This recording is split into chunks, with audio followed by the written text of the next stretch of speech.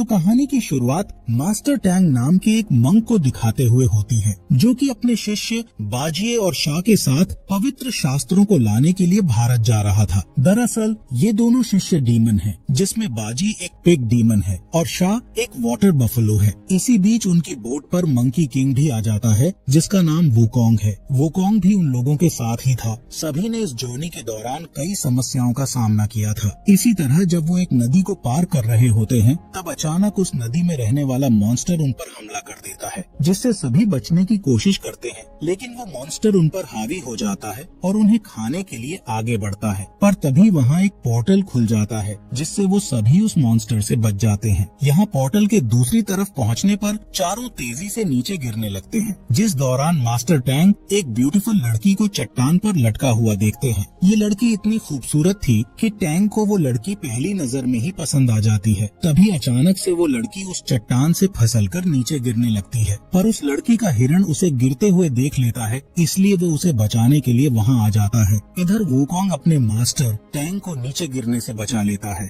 दूसरी ओर बेचारे बेजी और शाह बुरी तरह नीचे गिर जाते हैं। खैर, वो ब्यूटीफुल लड़की उनके पास आती है और उनसे पूछती है कि क्या तुम सब आदमी हो, जिस पर टैंग हाँ में जवाब देता है, जिससे वो लड़की उन लोगों से कोई और सवाल नहीं पूछती और स्माइल करके वहाँ से चली जाती है। कुछ समय बाद हम उस लड़की को एक बड़े राज्य में जाते हुए देखते हैं। ये वुमन लैंड राज्य था, जिसमें सिर्फ औरतें ही रहती थीं। इसलिए यहाँ की मंत्री से लेकर वर्कर्स, डॉक्टर्स और लाइब्रेरियंस सभी औरतें ही थीं। यहाँ हमें पता चलता है कि वो लड़की इस राज्य की रानी है। इसके बाद वो लड़की अपने नौकरों के पास जाती है और उन्हें बताती है कि आज जंगल में मेरा सामना 4 आदमियों से हुआ, पर कोई भी उसकी बातों पर विश्वास नहीं करता, जिससे हमें पता चलता है कि इस राज्य को बाहरी दुनिया से अलग कर दिया गया था, इसलिए किसी ने भी अभी तक आदमियों को नहीं देखा था। खैर, रानी अपने नौकरों को बार बार बताने की कोशिश करती है कि उसने उन आदमियों को करीब जाकर देखा था, पर अभी भी उन्हें रानी पर विश्वास नहीं होता, बल्कि उन्हें लगता है कि रानी की तबीयत खराब हो गई है। इसके बाद हम रानी को लाइब्रेरी में देखते हैं, जहां वो अपनी पुश्तैनी किताब को निकालकर पढ़ने लगती है। इस किताब में लिखा था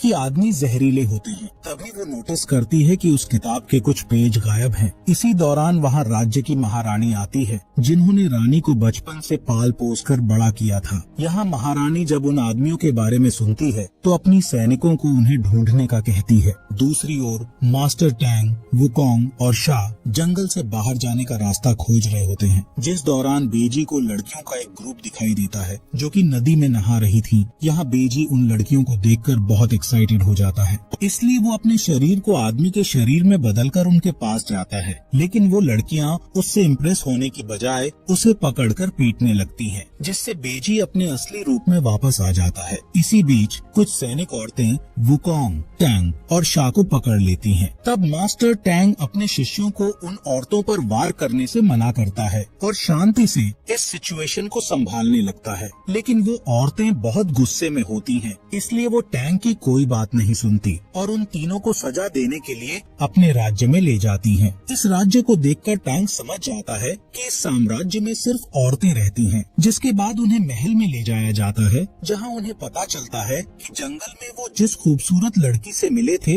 वो यहाँ की रानी है। तभी वहाँ एक बुजुर्ग औरत आती है और एक पुश्तैनी किताब को निकालकर पढ़ने लगती है। इस किताब में एक मंक और उसके शिष्य मंकी किंग, पिग और नीली चमड़ी वाले आदमी के बारे में लिखा हुआ था, जिससे पता चलता है कि मंक और उसके शिष्यों के यहाँ आने की भविष्यवाणी पहले से ही उस किताब में लिखी हुई थी। खैर, इसके बाद वो बुजुर्ग औरत बताती है कि इस भविष्यवाणी के हिसाब से ये चारों इस राज्य में विनाश करने के लिए आए हैं। ये सुनकर सभी औरतें उन चारों लोगों को मौत की सजा सुनाने की मांग करने लगती हैं, जिससे राज्य की महारानी दबाव में आकर उन चारों को मौत की सजा सुना देती है। यहाँ रानी भी महारानी के फैसले को मानती है, लेकिन वो उन लोगों को सजा देने से पहले उनसे कुछ पूछताछ करने का कहती है, जिस पर महारानी उन लोगों को 1 दिन के लिए जेल में कैद करने का कहती है। यहाँ हमें पता चलता है कि मंकी किंग के पास सुपर ह्यूमन पावर्स हैं, जिससे वो सभी औरतों से अकेले ही लड़ाई करके अपने दोस्तों को बचा सकता है। लेकिन मंकी किंग को टैंग ने लड़ने से मना किया था, इसलिए वो उन औरतों पर अटैक नहीं करता इसी रात मास्टर टैंग जेल तोड़कर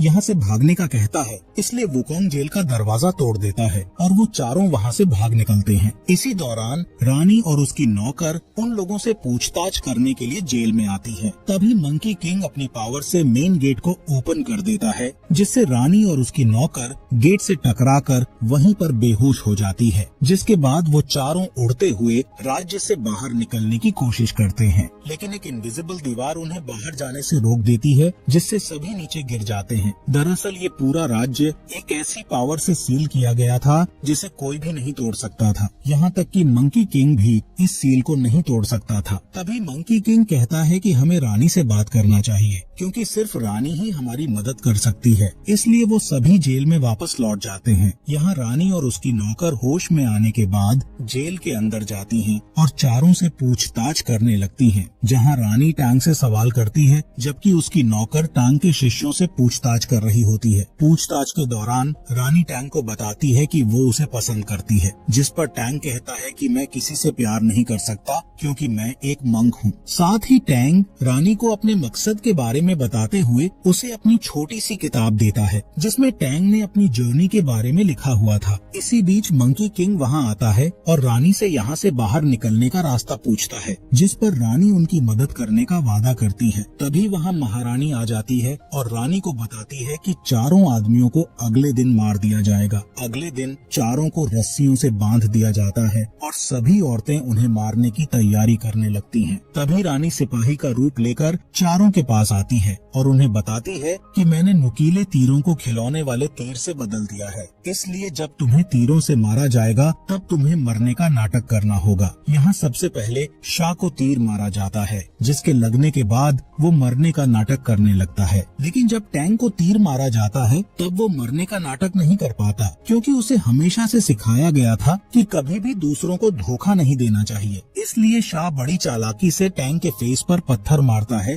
जिससे टैंग बेहोश हो जाता है। इसके बाद मंकी किंग को भी तीर मार दिया जाता है, जिससे वो भी मरने का नाटक करने लगता है। लेकिन जब बाजिए की बारी आती है तब महारानी अपने सैनिकों को तीर बदलने का आदेश देती है, क्योंकि बाजी एक बदसूरत आदमी था और इस राज्य में बदसूरत आदमी का होना सबसे बड़ा अपराध था। इसलिए बाजी पर कई तीरों से हमला किया जाता है। अब क्योंकि बेजी एक डीमन है, इसलिए वो इतनी आसानी से मरने वाला नहीं था। खैर, अब महारानी चारों आदमियों के शरीर को एक नदी में फेंकने का आदेश देती है। तभी रानी अपनी नौकरों के साथ उस नदी के पास पहुंच जाती है जहां उन चारों को फेंका गया था। इसके बाद रानी सभी को एक सेफ जगह पर ले आती है। असल में ये जगह इस राज्य की पवित्र जगह थी। यहाँ रानी सबको बताती है कि उसे भी इस राज्य से बाहर निकलने का रास्ता नहीं पता है। दरअसल सदियों से किसी ने भी इस राज्य से बाहर निकलने की कोशिश नहीं की थी, इसीलिए किसी को भी राज्य से बाहर जाने का रास्ता मालूम नहीं था। यहाँ रानी का मानना था कि उनकी पुश्तैनी किताब से जो पेज गायब हैं, उनमें यहाँ से बाहर निकलने का रास्ता जरूर लिखा होगा। ये सुनकर मंकी किंग कहता है कि शायद उस पुश्तैनी किताब का पेज इसी पवित्र जगह में कहीं पर छिपा होगा, इसलिए वो सभी उस पेज को खोजने लगते हैं। तभी मंकी किंग को वो पेज मिल जाता है, जिसे वो टैंग को दे देता है। जब वो उस पेज पर लिखे वर्ड्स को पढ़ते हैं तो उन्हें पता चलता है कि जो भी सच्चे प्यार के मतलब को समझेगा वो वुमेन लैंड से बाहर निकल सकता है। तभी टैंग कहता है कि मैं प्यार के बारे में ज्यादा नहीं जानता, जिस पर रानी की एक नौकर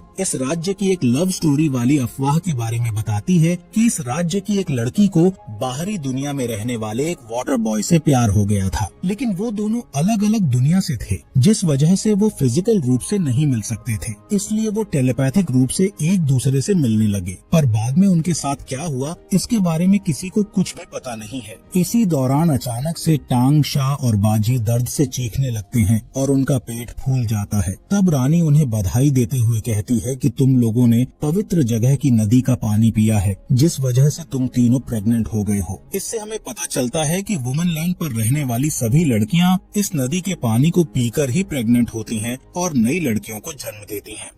इसके बाद रानी उन्हें ये भी बताती है कि तुम्हारे बच्चे को पैदा होने में सिर्फ 9 दिन ही लगेंगे। तभी रानी की एक नौकर बताती है कि मैं एक औरत को जानती हूँ जो इस समस्या का समाधान कर सकती है, क्योंकि वो औरत एक ऐसी दवाई के बारे में जानती है जिससे प्रेगनेंसी को खत्म किया जा सकता है। इसलिए मंकी किंग को उस औरत को खोजने का काम सौंपा जाता है। इसके बाद जब मंकी किंग उस औरत के पास जाकर उससे दवाई मांग मांगता है, तब वो औरत उसे बताती है कि प्रेगनेंसी को खत्म करने वाली दवाई को बनाने में कम से कम 100 साल लगते हैं। ये सुनकर मंकी किंग उस औरत से बार बार रिक्वेस्ट करने लगता है, जिस पर वो औरत कहती है कि अगर तुमने सच्चे दिल से मेरी आंखों से आंसू निकाल दिए तो वो आंसू प्रेगनेंसी को खत्म करने वाली दवाई का काम करेंगे। ये सुनकर मंकी किंग उस औरत को अपनी कहानी सुनाता है कि बहुत समय पहले मैं एक बुरा आदमी हुआ करता था, फिर एक दिन मुझे मास्टर टैंग ने अपना शिष्य बना लिया। उसी दिन से मैंने अपने आप से वादा किया कि मैं अपने मालिक को कभी भी निराश नहीं करूंगा और हमेशा उनकी रक्षा करूंगा।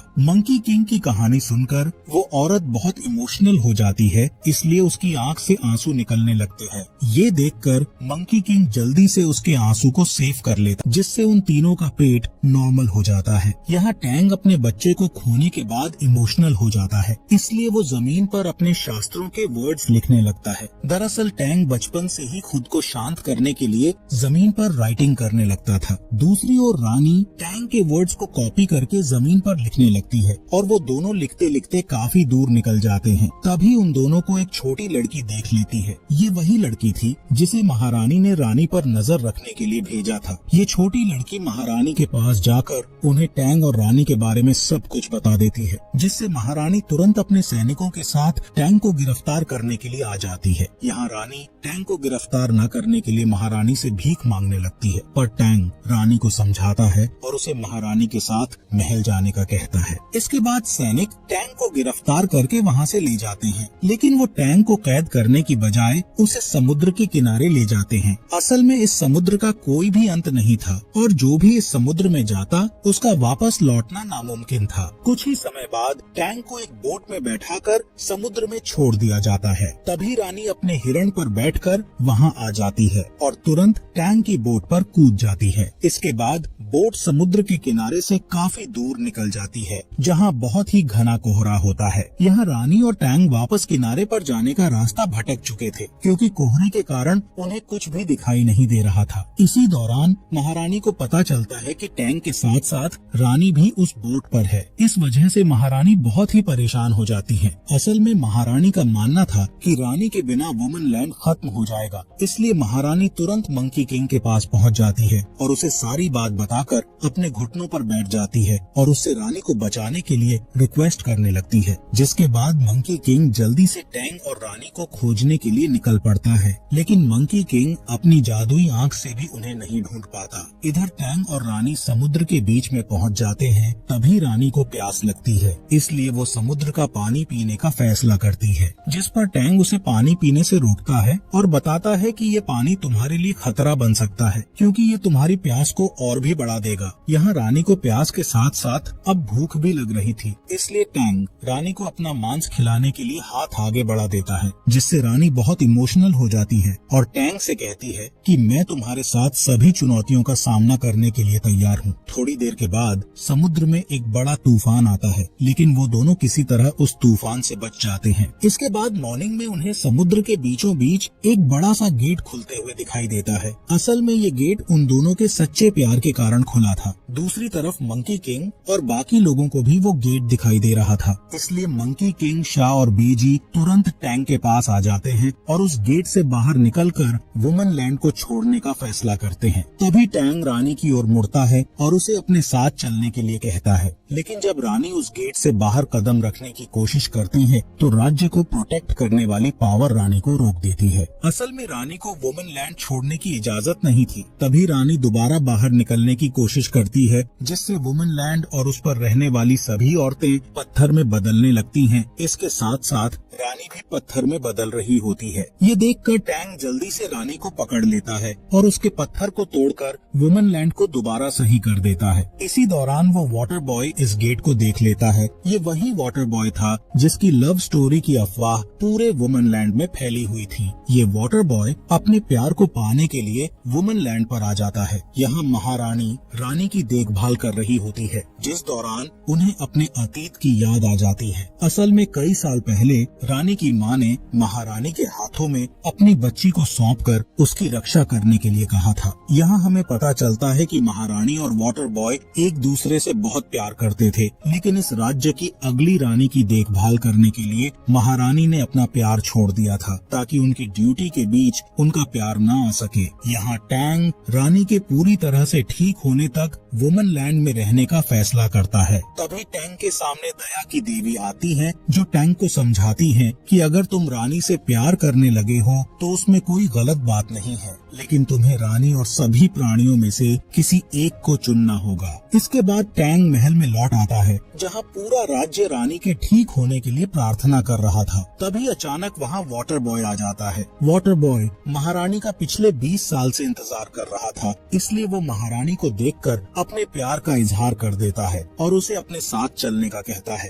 पर महारानी को इस राज्य की रानी को सही दिशा दिखाने की ड्यूटी करनी थी, इसलिए वो वाटर बॉय के साथ चलने से मना कर देती है, जिससे वाटर बॉय को गुस्सा आ जाता है और वो वुमन लैंड को खत्म करने का कहता है। जिसके बाद वाटर बॉय टैंग और रानी को उठाकर ले जाने लगता है, लेकिन मंकी किंग वहाँ आकर तुरंत उन्हें बचा लेता है, जिससे वाटर बॉय को और भी गुस्सा आ जाता है। इसलिए वो डीमन में बदलकर राज्य पर हमला करने लगता है। तब मंकी किंग, शाह और बेजी उसे रोकने की कोशिश करते हैं, लेकिन तभी वाटर बॉय बहुत बड़े रूप में बदल जाता है और राज्य को पानी में डुबाना शुरू कर देता है, जिससे वुमन लैंड खत्म हो जाता है और सभी औरतें समुद्र में गिर जाती हैं। वहीं मास्टर टैंग जब औरतों को मरते हुए देखता है तो उन्हें बचाने के लिए भगवान बुद्ध से प्रार्थना करने लगता है। तभी भगवान बुद्ध का एक हाथ पानी के अंदर से निकलता है और डूबती हुई औरतों को बचा लेता है। जिसके बाद भगवान बुद्ध वाटर बॉय को उसके असली रूप में लाकर उसे सजा देते हैं। इसके बाद वुमन लैंड फिर से सही हो जाता है और मास्टर टैंग अपने कर्तव्य को निभाने